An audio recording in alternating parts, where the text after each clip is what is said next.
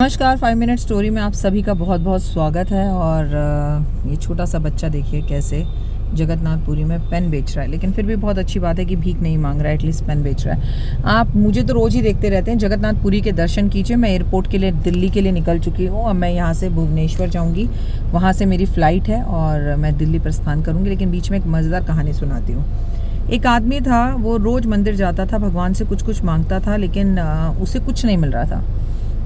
एक दिन उसे गुस्सा आया, वो भगवान से लड़ाई करने लगा और मंदिर के बाहर खड़े होकर बोलने लगे, सब बेकार की बातें, तुम कुछ देते तो हो नहीं, इतनी गरीबी है मुझे।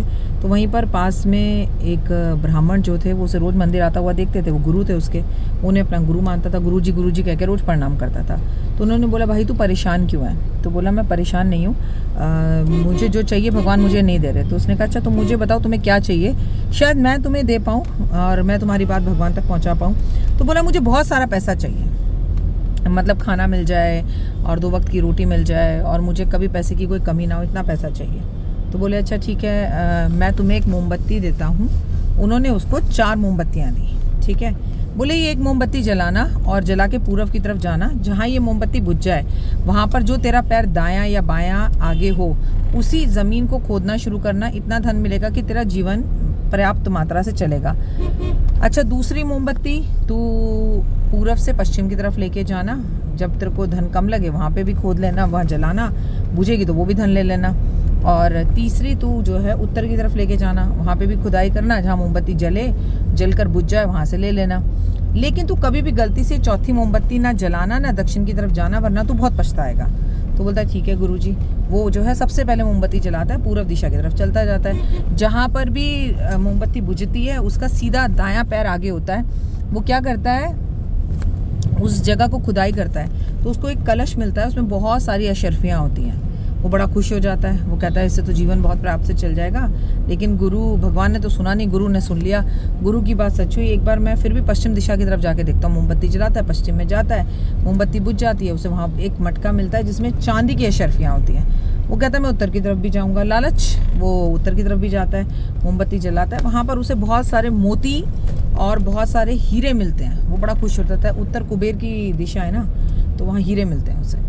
अब वो कहते हैं दक्षिण की तरफ शायद ऐसा कुछ हो कि गुरुजी ये सोच रहे हो मैं घमंडी ना बन जाऊं और मुझे पता नहीं क्या मिलेगा। वो क्या करता है, दक्षिण की भी मोमबत्ती को जलाता है, सारे धन को जो उसके हाथ से गिर रहा होता है जैसे तैसे उठाकर उन कलशों को जो है वो दक्षिण की दिशा की तरफ जाता है।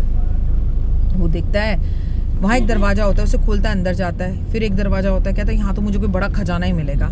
वो चलता जाता है तो अंदर जाके देखता है कि एक तरफ पर 3 कलश पड़े थे, बिल्कुल वैसे ही जैसे कलश उसके हाथ में थे, और एक आदमी बैठा हुआ चक्की चला रहा था। वो कहता है, भाई तू कौन? तो बोलता है, आ गया तू, तेरा इंतजार कर रहा था। और वो उठ जाता है और उसको चक्की दे देता है। बोलता है, मैं समझा नहीं। बोला, मेरे को भी मेरे गुरुजी ने ऐसा ही कहा था, और कहा था कि दक्षिण की मोमबत्ती मत जलाना, पर मैंने दक्षिण की मोमबत्ती जला दी और उन्होंने मुझसे कहा था कि तू बहुत पछताएगा, और मैं यहाँ बैठा हुआ सालों से चक्की ही चलाए जा रहा हूँ और ये धन ऐसे कैसे ही पड़ा है।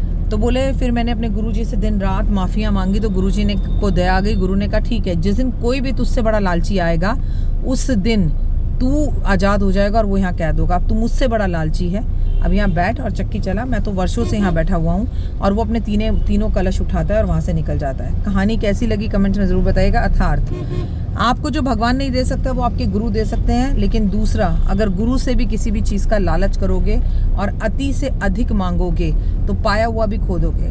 इसीलिए जो कहा जाए करो उतना ही करो, उससे ज़्यादा मत करो, कम मत करो और चीज़ों को नज़रअंदाज मत करो। उम्मीद है आपको कहानी पसंद आई होगी। कमेंट्स में जय माता दी लिखिएगा। जय श्री जगन्नाथपुरी। जय माता दी।